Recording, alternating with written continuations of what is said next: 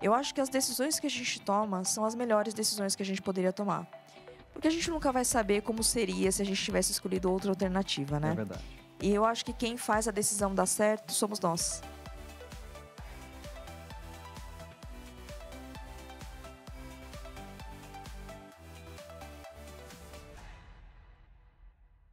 Eu adoro os dias de gravações aqui no 50 CIOs. Nós recebemos grandes amigos, grandes profissionais da área de tecnologia que vêm compartilhar um pouquinho da sua trajetória. E a minha entrevistada de hoje, ela teve muitas experiências. Já morou no Japão, começou como pequena aprendiz e jogou futebol e ama esse esporte. Adriana Kira, que honra poder te receber aqui. Muito obrigado. Olá, Renato. Muito obrigada pela oportunidade. Eu estou muito honrada de estar aqui, podendo compartilhar a minha história. Espero que ajude a inspirar algumas outras pessoas que estão começando a carreira ou que estão numa jornada muito próxima à minha. Que legal, Adriana. Vai inspirar muito. Nós temos aqui um compromisso super importante no nosso programa, que é dar voz, dar ainda mais acesso a histórias de mulheres vencedoras e mulheres na área de tecnologia, né? E você estava comentando nos bastidores que você estava assistindo algumas entrevistas de grandes profissionais, né, que fazem parte do MCIO. Isso é um prazer muito grande. Adriana, queremos conhecer você um pouquinho. Você vem de uma família, né, japonesa, uma família tradicional japonesa, e você nasceu em São Paulo, né? Como que foi o início dessa infância? Sim, eu nasci e cresci em São Paulo, sou filha única de pais muito batalhadores e guerreiros, que trabalhavam muito para trazer o sustento da casa. E eu tive uma infância muito tranquila, mas muito influenciada pela cultura oriental. Então, uma cultura que pega muita disciplina, né, aquele rigor dos estudos, e comigo não foi diferente. O meu pai dizia, até por ter uma história, por buscar uma história diferente da que eles tiveram, que o sonho dele era que eu fizesse uma graduação. Esse era o sonho do meu pai. Que legal. E me conta essa história do futebol, ou seja, menina, futebol, há 20 e poucos anos atrás, como que foi essa paixão pelo futebol? Olha, foi algo inexplicável também, assim como a tecnologia que entrou na minha vida desde muito cedo, mas eu tinha o sonho de ser jogadora de futebol. E aí eu não pensava em outra coisa, a não ser, lógico, né, manter os estudos, assim como o meu pai sempre me pedia. Mas o futebol foi uma paixão que surgiu. E aí eu fazia escolinha de futebol 3 vezes na semana. E o meu objetivo era esse, ser jogador de futebol. Que legal. E você comentou também em algumas passagens, né, na sua infância, que assim, foi uma infância muito legal, né, de uma certa forma um pouco mais rígida. E naquela época, né, Adriana, o trabalho era possível muito cedo, né? E você cursou, né? Você gostava muito de cálculo, né, de coisas mais de exatas, né? Você começa um curso e em seguida você já tem uma oportunidade num grande escritório de advocacia a ser menor aprendiz. A gente adora essas histórias de começo de carreira, né? Vamos dizer assim, de carreira. Como que foram os detalhes? Como eu comentei, né? Eu presenciei sempre os meus pais. A referência dentro de casa eram os meus pais trabalhando muito.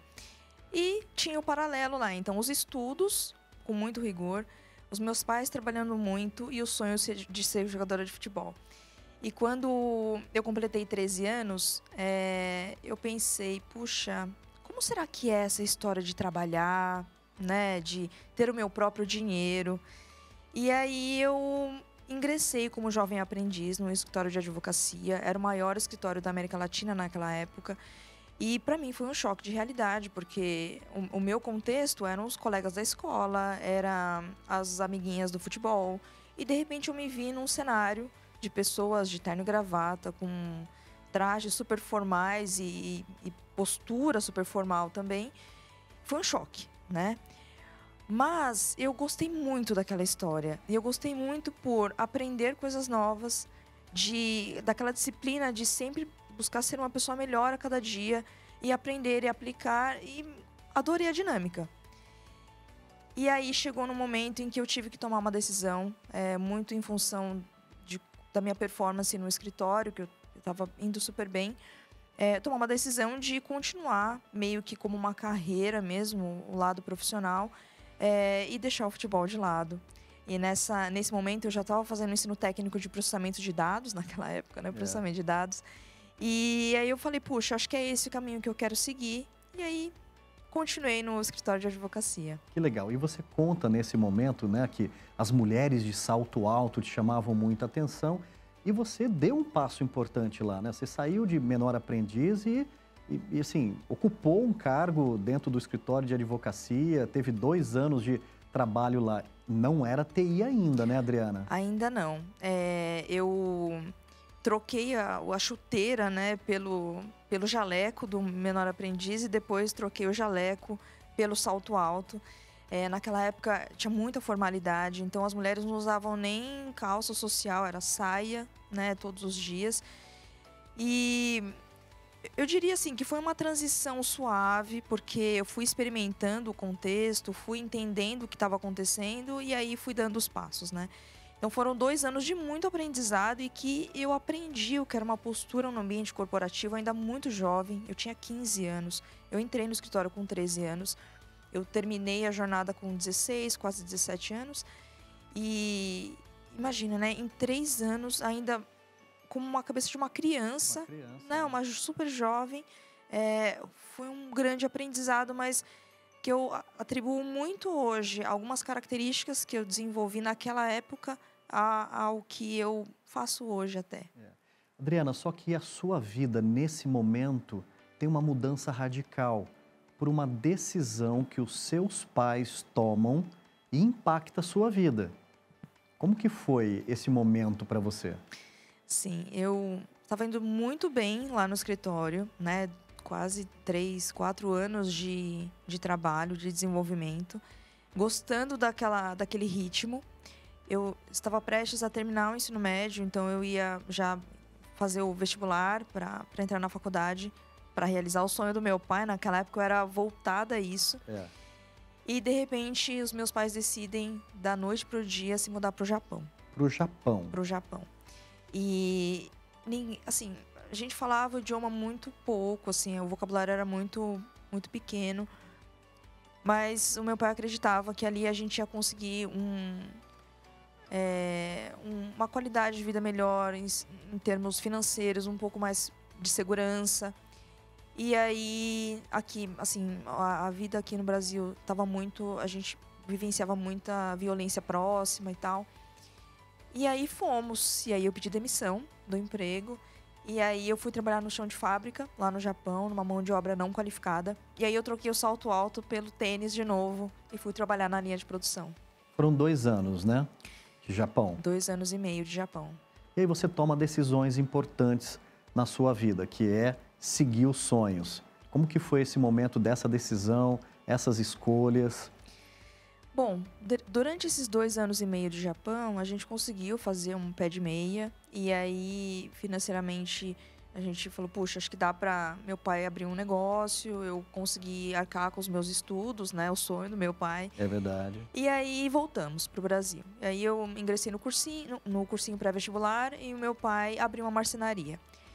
E no meio tempo eu ajudava a informatizar a marcenaria, tudo que era controle de estoque, código de barra e pagamentos e tal. Eu informatizei, fazia treinamento com alguns funcionários. E ao mesmo tempo eu falei, puxa, tem aquele sonho do meu pai, estou estudando e tal. Ingressei na faculdade. E aí na faculdade tinha sempre aqueles murais com ofertas de estágio, de tecnologia. Eu sempre gostei muito de tecnologia. No Japão eu tive contato a tecnologia de ponta muito antes de chegar aqui. E aí eu falei, puxa, é aquele impasse, né? Porque aquela cultura de sempre estar ligado aos pais, filha única e tal. Aí eu perguntei pro meu pai um dia, né? Falei, pai, puxa, eu vi várias ofertas de estágio, né? Na área e tal, mas eu queria saber de você, o que você acha, né? E aí ele falou uma coisa que eu já tinha uma idade um pouco avançada, não era tão criança mais, mas ele falou, filha, você precisa seguir os seus sonhos. Eu queria que você fizesse uma faculdade, isso está acontecendo, mas eu acho que agora você tem que voar, né? E aí, assim, eu fui, e aí me inscrevi em alguns programas de estágio. E assim, eu comecei o primeiro estágio na área de tecnologia no Unibanco. Ou seja, entrou num grande mercado, que é o mercado bancário, né, do nosso país. E como que foi construir essa sua jornada aí já profissional, né, de estágio, depois de efetivação e chegar até os tempos de hoje. Adriana, você é uma grande referência, você está à frente de um time maravilhoso, de um projeto maravilhoso, né? Então você tem uma história que eu diria assim, muito ascendente, quando você tem todo o apoio do pai e a sua capacidade, né, de construir começa a ser os pontos decisivos aí, né? Como que foi essa trajetória fulminante? Bom, de mundo corporativo eu mais ou menos já sabia como que aconteciam as coisas, né? Mas no mundo da tecnologia era a primeira vez. Então, eu comecei como estagiária. Como eu comentei, eu sempre tive um perfil muito introspectivo e tímido. Então, no começo foi muito difícil de estabelecer relacionamentos, né? De sair um pouco do casulo do estágio ali. Mas eu comecei a estagiar com ambiente distribuído, que era, acho que, mais a minha praia, né? Na época a gente... Nossa, naquela época, eu tô me sentindo uma pessoa... Estamos, viu, Adriana? Estamos. Tá bom. E isso era mais ou menos o quê? 2007? 2007. 2007. Exatamente. E aí, a gente tava surgindo o VB6 na época. Então, o ambiente distribuído era mais a minha praia. Então, trabalhei um pouco com .NET, especificação de requisitos e tal. Depois eu evoluí para Progress, então veio um desafio como analista de sistemas já para trabalhar com Progress numa área de seguros. Depois trabalhei com Java, trabalhei com banco de dados Sybase e aí fui seguindo a minha jornada como analista de sistemas e aí muito mais voltado a analista de sistemas e programadora. Perfeito. Chegou num momento que eu falei, puxa, acho que agora eu posso ter um olhar um pouco mais amplo e comecei a olhar um pouco a arquitetura de sistemas. Então, tomar decisões de compra ou desenvolvimento, reconstrução de aplicativos, olhar pacotes. Comecei a olhar um pouco decisões um pouquinho mais estratégicas, mas ainda olhando para ambiente distribuído. Trabalhei um pouco com mainframe também, que eu trabalhava no banco. Já tinha tido a fusão com o Itaú, então alguns projetos que demandavam mais escalabilidade, volumes e tal. E aí... O meu sonho, na verdade, o meu plano de vida era ser a melhor analista sênior do pedaço. Tá. Né? E até pelo perfil, né, de introspecção e timidez. Só que surgiu um programa na empresa interno que chamava Pool de Talentos. E era um programa que ele ajudava com uma mentoria externa de uma consultoria que falava sobre encarreiramento, projetos de carreira, PDI. Eu tinha um mentor que era um superintendente da empresa e eu tinha algumas capacitações técnicas de hard skill e soft skill. E aí, com todo esse subsídio, eu fui abrindo um pouco a minha cabeça para falar, puxa, por que eu vou, entre aspas, me limitar a algum estado se eu posso seguir em frente, né? E ali eu entendi que tudo bem se eu quisesse continuar sendo uma analista sênior, a melhor do pedaço. Mas eu também teria a oportunidade de continuar essa jornada com um olhar mais amplo, dando navegando numa outra vertente, mais de liderança e gestão, e que era possível, só que eu teria que me dispor a algumas questões.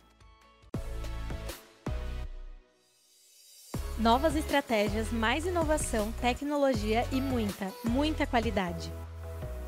NetGlobe Streaming Events confere mais qualidade ao seu evento híbrido ou virtual com um time experiente na administração, captação e transmissão.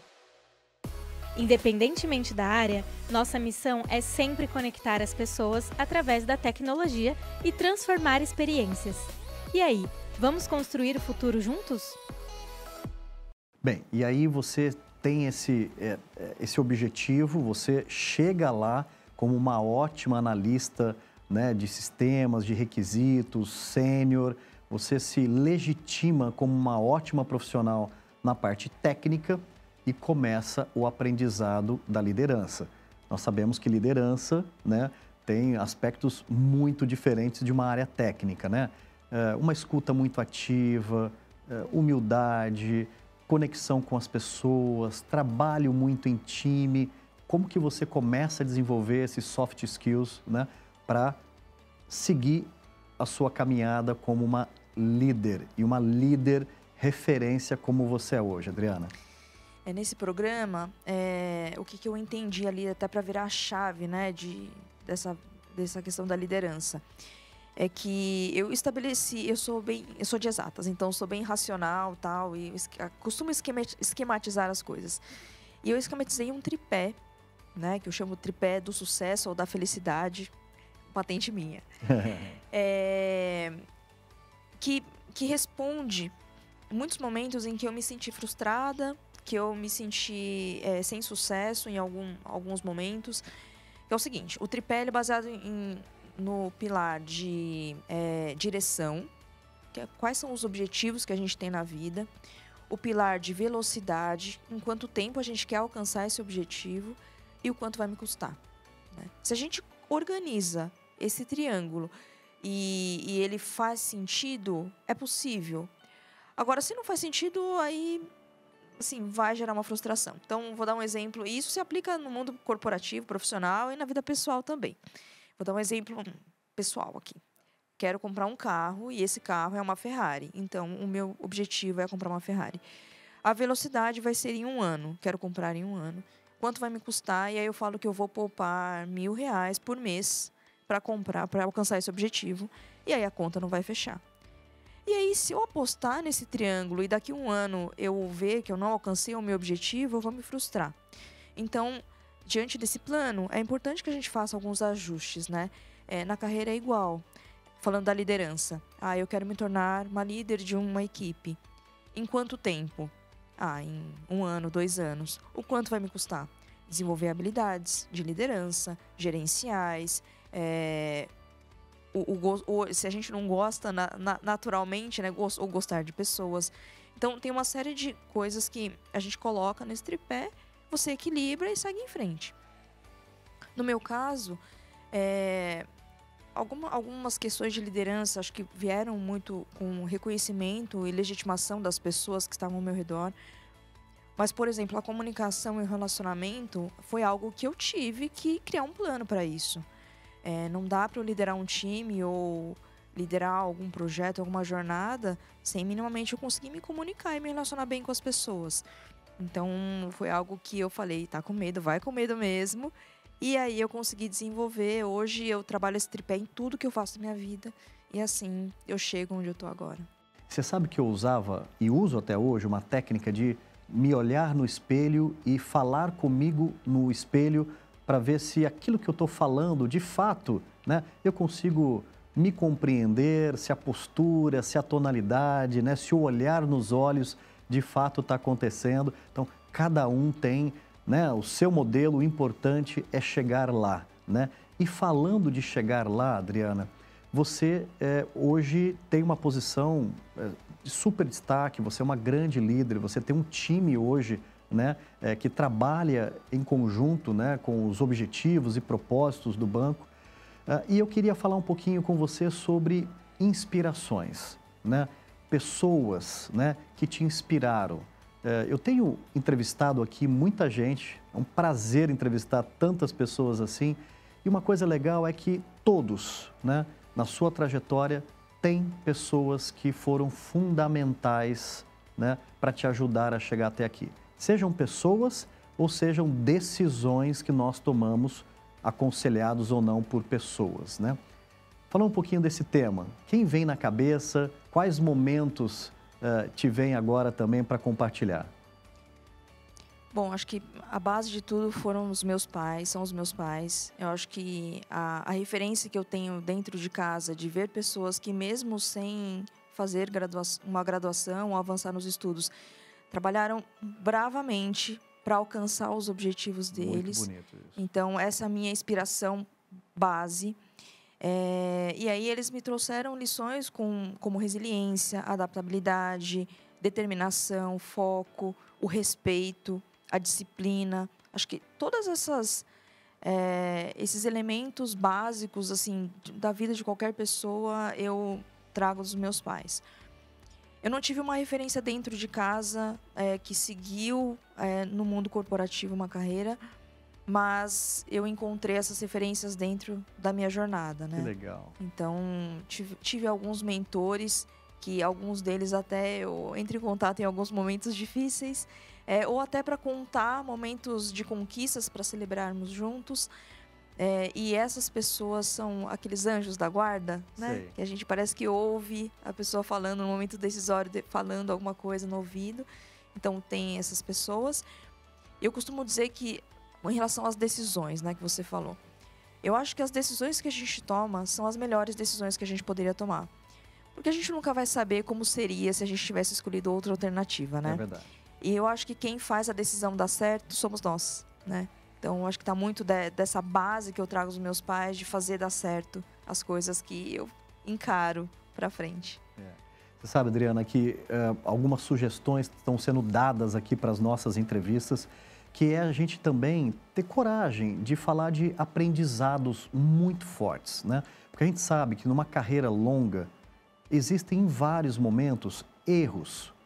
E são nestes erros que nós aprendemos muito, né? Tendo a humildade, entendendo que de fato nós não somos perfeitos, mas são desses erros, né? Desses grandes aprendizados que nós tivemos na vida, é que nós conseguimos dar um passo à frente, né? Eu acho que a vida humana é isso, né? A gente aprende muito em situações muito difíceis, seja num feedback, seja num projeto, seja na vida pessoal, é dali que nós crescemos, né? Então, eu queria abrir esse capítulo com você, né, de uma forma muito genuína, muito aberta, para entender quais foram esses momentos que te ajudaram a dar o próximo salto na sua vida pessoal e profissional. Olha, quando você começou a falar dos erros, eu visualizei até uma imagem que eu estava vendo ontem, inclusive. Não sei se você já viu, são alguns livros empilhados que falam assim, o quanto a gente aprende, né, com a teoria, né, que é 2 livrinhos. Na prática, um pouco mais. E com os erros, um monte, né? Um monte. É inevitável falar dos momentos difíceis, né, que a gente passa. Até nesse meu último desafio, eu coleciono uma série de aprendizados, mas que, trazendo até um pouco da tecnologia, né, daquela questão da modernização, da gente evoluir com a tecnologia, que não para, né? A tecnologia não para, evolui o tempo todo. Trazer um pouco do errar pequeno e aprender rápido, acho que é um pouco da lição que eu trago desses momentos, sabe? Assim, os erros são inevitáveis, a gente passa a todo instante por algum deslize ou alguma estratégia que poderia ter tido um caminho diferente. Então, eu sigo nessa jornada, assim, de fail fast, learn fast e vamos seguir em frente. E é bonito ouvir isso, né? Porque muitas vezes alguém que esteja assistindo a gente ou apreciando a sua história ou a minha, né? Tendem a colocar na cabeça que nós somos quase perfeitos. Por termos sido quase perfeitos, né? É que nós chegamos aqui. Não, talvez foi com erros e a forma que nós lidamos com aquele erro, né? Eu acho que essa humildade, né, Adriana, de nós, como líderes, né, sabermos pedir desculpas, né, olhar nos olhos de uma pessoa menos sênior do que a gente, né, e dizer, olha, você está certo, eu acho que o meu pensamento não está tão alinhado, parabéns por você ter essa visão.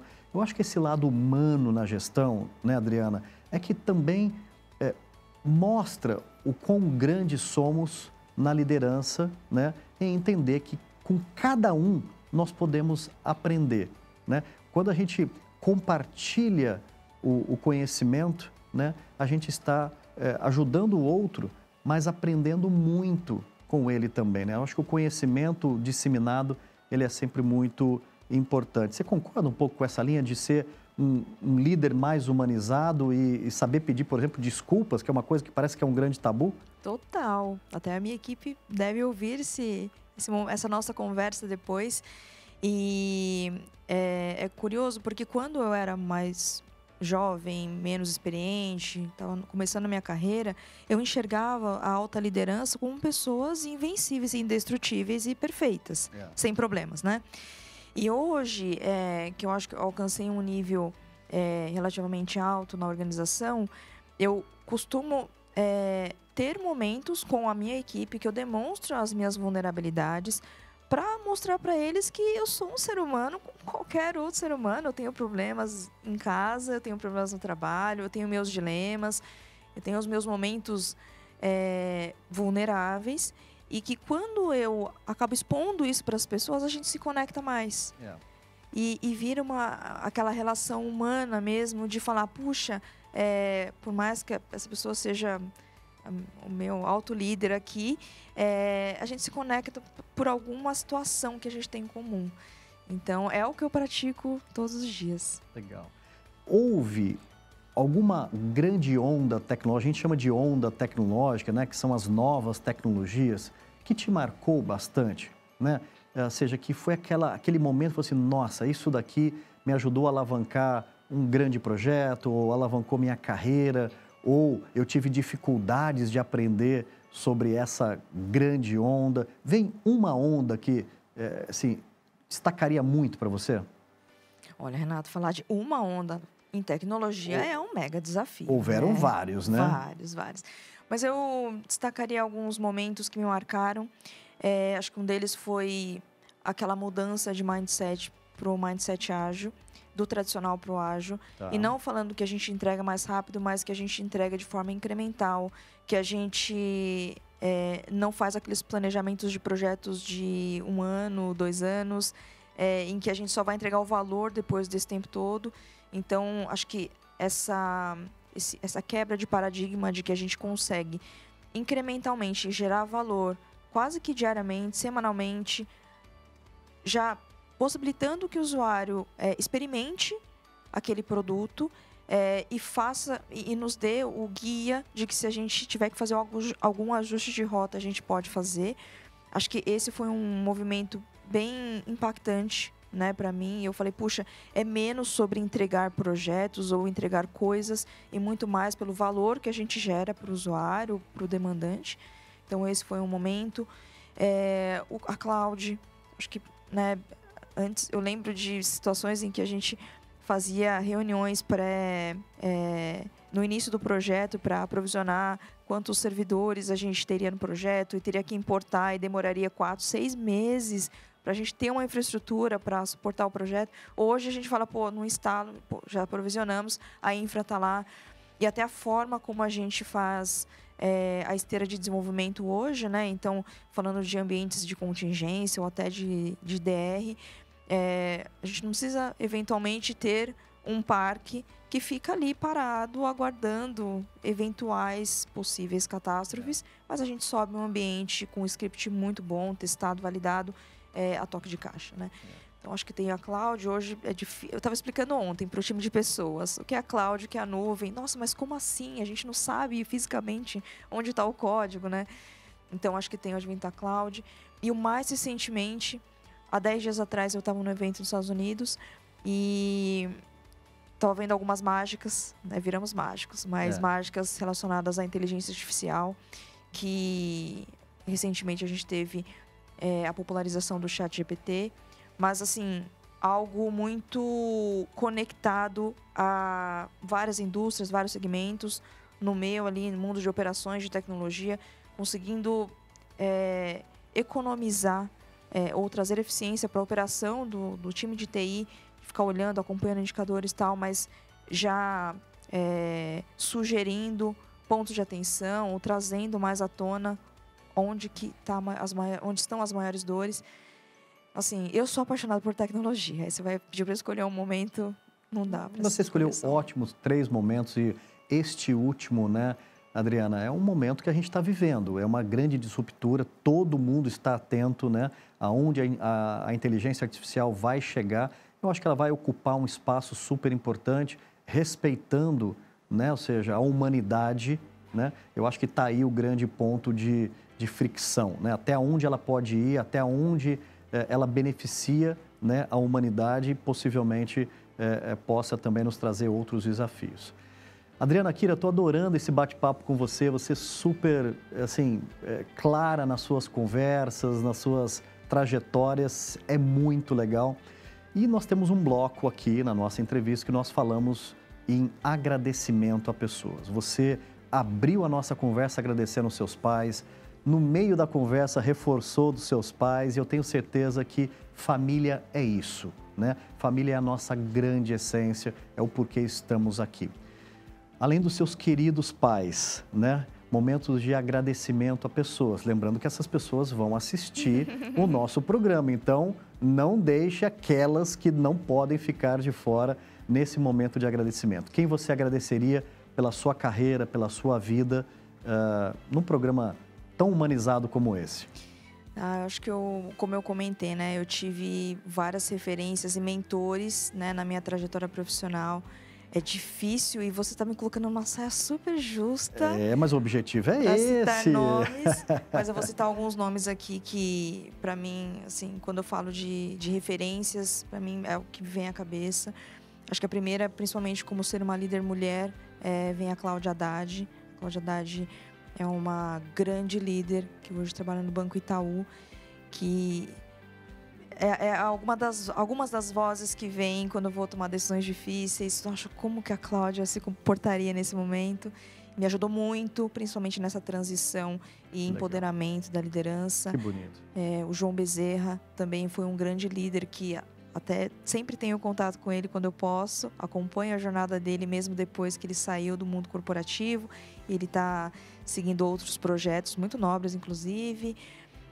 Tem o próprio Robson Pedrosa, que é o Robinho. Foi um gerente que me ajudou muito na transição de analista para primeira cadeira de gestão. E o meu atual líder, que é o Leandro Marçal, que é uma referência, um ícone de liderança também, que me inspira todos os dias. Que legal, bonito esse momento, Adriana, porque nós sabemos claramente que nós não chegamos a lugares muito longes, lugares bonitos para contarmos se não tivermos o apoio de pessoas, né? E esse momento é um momento importante de referenciá-los, de agradecê-los, e muito bonito da sua parte selecionar essas grandes referências. Adriana Kira, prazer poder novamente gerar esse conteúdo com você, você colocar a sua carreira, a sua vida profissional, né, à disposição para que nós pudéssemos enriquecer mais esse episódio do Entrevista 50 CIOs. Meu muito obrigado. Obrigada, Renato. Eu que agradeço. Foi ótimo. E parabéns pela sua jornada. Obrigada. Valeu.